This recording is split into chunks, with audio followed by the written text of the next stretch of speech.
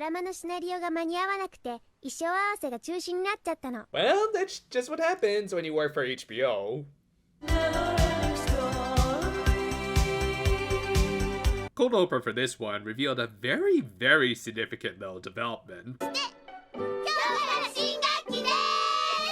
Oh, sweet, y'all managed to actually avoid that little time loop that a lot of slice of life anime end up getting stuck in. Granted, I think Doremi wished she had access to a time loop, if only to be able to wake up at the right time. But yeah, the Ojamajo were entering into their next year of elementary, which for Japan starts after spring break rather than summer like here in the States. Still, whatever the season, it was a good opportunity to change things up, though for some, not only would things stay the same, they'd get worse. Well, I guess it's never too early to teach the K's the importance of stranger danger. Don't encourage her! But yeah, Nobuko was back, which of course meant the return of her fanfics with her OC Don't Steal Detective Conan fics. She had actually concluded those stories, but had only shown them to Aiko, who she had gotten much closer to, and let's just leave it at that. This episode is already complicated enough as is. And anyway, she was already working on her next fic. Aiko would learn more about it after their first day of school, and it's just me, or is Leonard looking even more sus than he did last season? Well, anyway, Nobuko gave her the first few chapters after school, though also asked her not to show it to anyone. Well, okay, I think I know where this is going. Aiko is going to show it to her friends, thereby breaking Nobuko's trust in her, and that's going to be the main conflict of this episode. Nope. Yeah, normally I would complain about them not taking advantage of this obvious foreshadowing, but let's just put a pin in that for now and come back to it later. Anyway, Aiko began reading the story, and not too surprisingly, Nobuko had written her in, but hey, just as long as you put this disclaimer at the beginning, then I'm sure there won't be any problems. But yeah, the story was a typical shoujo manga premise with Aiko as the main heroine and Nobuko's self-insert number 2 as the protag-kun. Yeah, this dude was so damn cookie-cutter that they kind of needed a supporting cast, so Doremi joined in both in story and in the real world.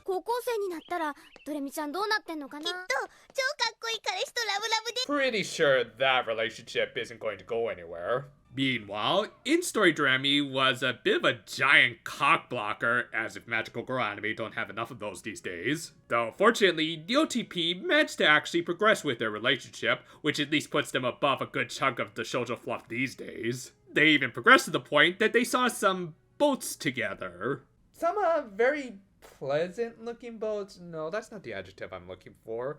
It's on the tip of my tongue, but I just can't think of it.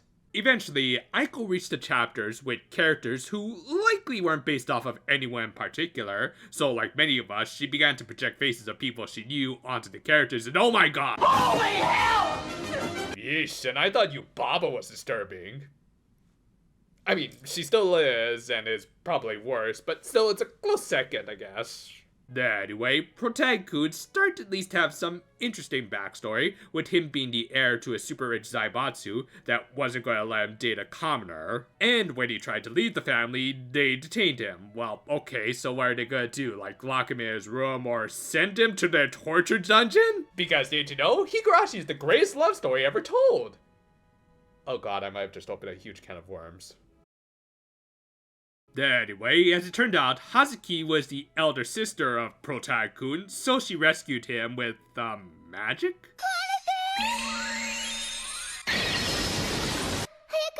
Yeah, I'll do that, just as soon as you get all this shrapnel on me, you crazy bitch! Yeah, at this point, the readers were starting to insert their own elements into the story, which again, like the faces, is something we often do when reading stories, as we all do have a little something called imagination. And while I'm sure Nobuko's story actually had the sister pick the lock or something, there's nothing wrong with inserting your own stuff, as long as you're not writing a book report or something.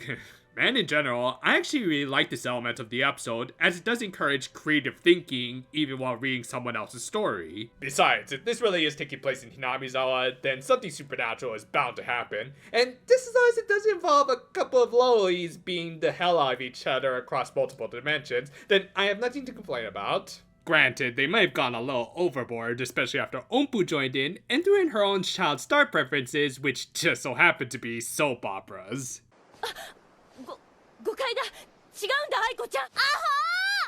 Oh hey y'all, the pleasant looking boats are back.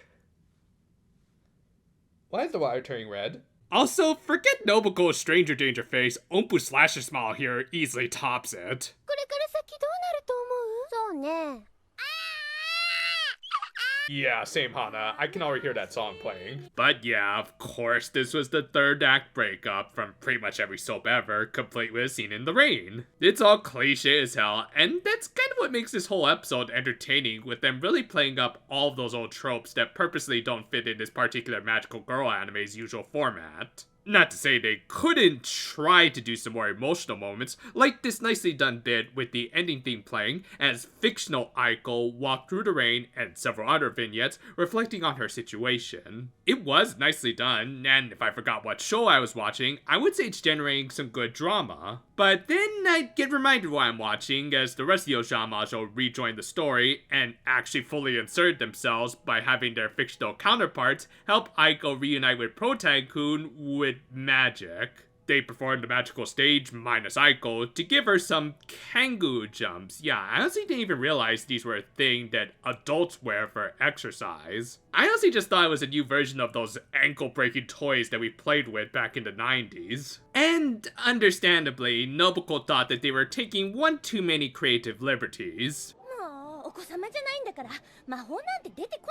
Try to tell that to Key. Still, she let them read the last chapters that she had just finished, as long as they kept the rocket boots out. And the story ended with a happy ending, even though I'm pretty sure they raised all of the bad ending flags. But whatever, I guess that's what pointless sequels are for. And the episode proper ended with Nobuko continuing to not be at all subtle about her feelings towards Aiko. This was a fun and pretty damn hilarious episode. Granted, your mileage with it may vary, as some of this stuff might not be as funny if you're not as familiar with trashy romance tropes. But for me, as someone who grew up on that junk, this was pretty damn entertaining. Plus, it was just a fun little diversion from the rest of the series that was starting to get a little overbearing with its overarching themes. With the exception of this episode, this entire season has been focused on themes of motherhood, in particular raising Hana. And while I haven't disliked any of it, and actually look forward to returning to that plotline soon, I do think a little variety helps, like a plate of fries to eat with your sandwich. You know they're bad for you, and yet you just can't help yourself. This was made even better thanks to the minor editorial contributions of the Ojamajo. Obviously, a lot of this wasn't in Nobuko's original story, and yet this isn't too far off from how a lot of us will read a story we're engrossed in, and that's perfectly fine, as literature is up for interpretation. As long as you can respect at least some of the author's original ideas and intent, make a few mental changes like adding in your own elements or putting faces to the characters is perfectly fine, and can even help the reader progress more effectively through the story. It's a good message, and something that can be applied to anyone trying to get into a book. It certainly helped the Ojamajo progress through what was kind of a bog-standard Romeo and Juliet-esque story that was more entertaining just for how cheesy it all was. Thus, the juxtaposition with their usual magical antics became all the more hilarious. Now, I do kind of wish they had done something with this line of Nobuko telling Aiko not to share her story with anyone else, like maybe have her be a little embarrassed here, but whatever, that wasn't this episode's main intent. Thus, overall, this was a fun episode with a good subtle message of how people could get into reading. Whatever story you're into, you can enjoy it mostly however you want, just maybe limit yourself on the explosions and definitely the boats. With this done, we're just gonna go right back into working on the next 6 Ranger video, which hopefully should be out later this week. We certainly want to try and get it out before a certain purple or gold or whatever colored cure is still fresh in everyone's mind. Plus, I do want to talk about some of these characters, as I really do like them. So look forward to it. And until then, though, for now, my friends, and... oh, the boats are back again, and they brought back a crazy chick with the decapitated head of her boyfriend. Well, better go get the bleach again.